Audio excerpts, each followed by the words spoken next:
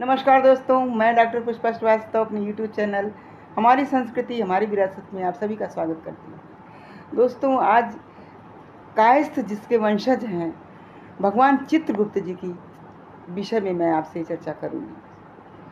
पौराणिक मान्यताओं के अनुसार सृष्टि करने के उद्देश्य से भगवान विष्णु ने अपनी योग माया से सृष्टि की जब कल्पना किया तो उनकी नाभि से एक कमल निकला और उस कमल पे एक अलौकिक पुरुष आसीन थे जिनके 4 मुख थे। चूँकि उनकी उत्पत्ति ब्रह्मांड की रचना के लिए हुई थी, इसलिए उनका नाम ब्रह्मा रखा गया।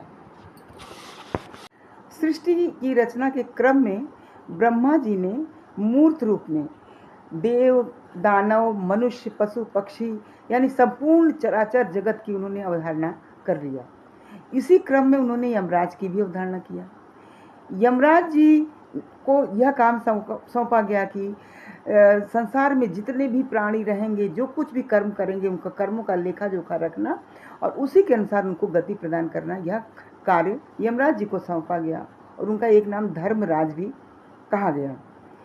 किंतु इस पर यमराज जी ने अपनी कठिनाई को व्यक्त करते हुए ब्रह्मा जी से एक सहयोगी का डिमांड किया। उन्होंने कहा कि एक सहयोगी आप मुझको दें जिससे मैं यह अपना कार्य भली भांति कर सकूं।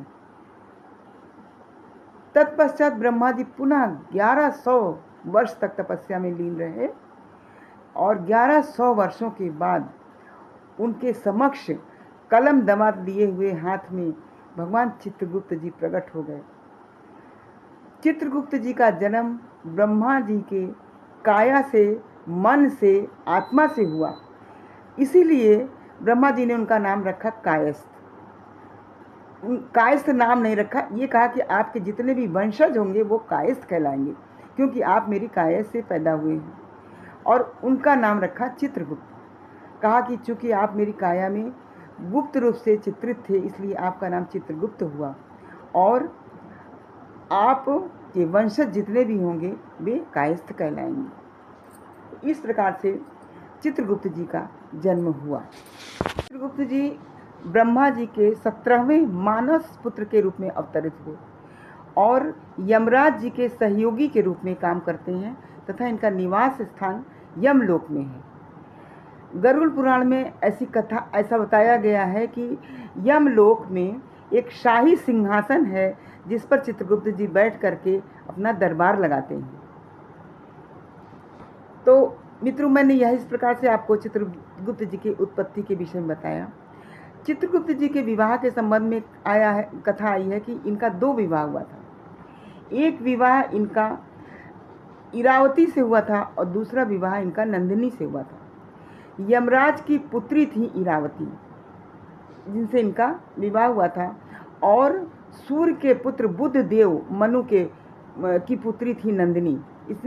इनसे इनका विवाह हुआ था। इस प्रकार से इनकी 2 पत्नियां थीं, इरावती और नंदिनी। दोनों ही पत्नियों से इनके 12 पुत्र पैदा हुए। इन्हीं 12 कायस्थ जाति के नाम से 12 पुत्रों को जाना जाता है।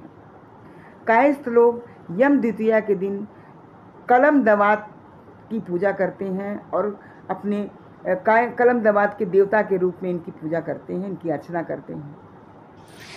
तो जी कायस्थों के तो देवता हैं ही हैं, साथ ही ये पूरे हिंदू समाज के देवता हैं, पूरे हिंदुओं के देवता हैं, क्योंकि ये समस्त प्राणियों के कर्मों का लेखा जोखा रखते हैं। मृत्यु के उपरांत जब प्राणी यमलोक में जाता है तो अपने शाही सिंहासन पर बैठ करके चित्रगुप्त जी ही उसके कर्मों का लेखा जोखा पढ़ते हैं। वो उनके एक रजिस्टर का जिक्र किया गया है पुराणों में, जिसको अग्रसंधानी कहा गया है। एक अग्रसंधानी नामक रजिस्टर है जिसमें चित्रगुप्त जी समस्त प्राणियों का कर्मों का लेखा जोखा रखते हैं और मृत्यु के उपरांत जब यमलोक में जाता है प्राणी तो वह पढ़ करके सुनाते हैं और यमराज जी उनको पुरस्कृत करते हैं या फिर उन्हें दंड देते हैं। इस प्रकार से चित्रगुप्त जी का यह काम है कि वह प्राणियों को कर्मों का लेखा जोखा रखें, समस्त कर्मों का लेखा जोखा रखें। महाभारत में भी कहा गया है, भविष्य पुराण में, यम पुराण में और ये गरुड़ पुराण में हर जगह चित्रगुप्त जी को प्राणियों का कर्मों का लेखा जोखा रखने वाला देवता कहा गया है। तो इस प्रकार मित्रों चित्रगुप्त जी कायस्थों के देवता हैं, क्योंकि चित्रगुप्त जी ब्रह्मा के काया से उत्पन्न हुए थे, इसलिए उनके वंशज कायस्थ कहलाए और वो कायस्थों के देवता हो गए। किंतु चूंकि समस्त प्राणियों का लेखा जोखा रखते हैं और मृत्यु के उपरांत उसी के अनुसार उनको गति प्राप्त होती है मनुष्यों की, इसलिए भगवान चित्रगुप्त समस्त प्राणियों के देवता हैं। तो इस प्रकार से दोस्तों मैंने पौराणिक मान्यताओं के अनुसार आपको भगवान चित्रगुप्त की कथा संक्षेप में सुनाई।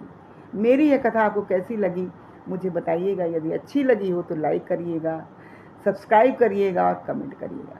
Thank you very much.